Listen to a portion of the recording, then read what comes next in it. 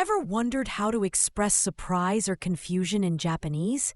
Today, we're diving into the usage of ittai, a versatile expression you'll frequently encounter in questions when you want to add a dramatic flair of disbelief or emphasis.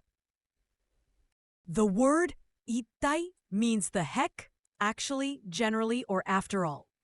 It's an expression often used in questions to add emphasis, indicating confusion or surprise about something unexpected. In casual conversations, it can be synonymous with "what on earth?" The first kanji means one, single, or whole, and often marks counting or unity. For example, hitori uses that sense to mean one person, showing the idea of a single individual. Another example is ichiban, which uses the same one to mean number one or the most. The second kanji means body, form, or physical substance, and appears in words about the body or physical systems. For instance, taiyon uses this kanji to talk about body temperature, connecting to the physical body, and taiiku uses it to mean physical education, where the idea of the body and physical training is central. What's the matter? Ittai dou shita no? Ittai dou shita no?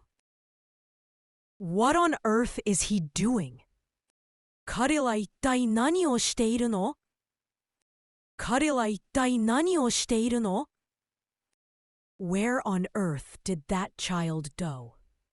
あの子は一体どこに行ったの? あの子は一体どこに行ったの? Why on earth did you come here? 一体なぜここに来たの? 一体なぜここに来たの? The most common synonym of the word ittai is naniwo, which translates to what in English. While ittai is used to add emphasis to questions and can express surprise, naniwo is a simpler, direct way to ask about an object or action without additional emotional nuance. The most common antonym of the word ittai is zenzen, which means not at all.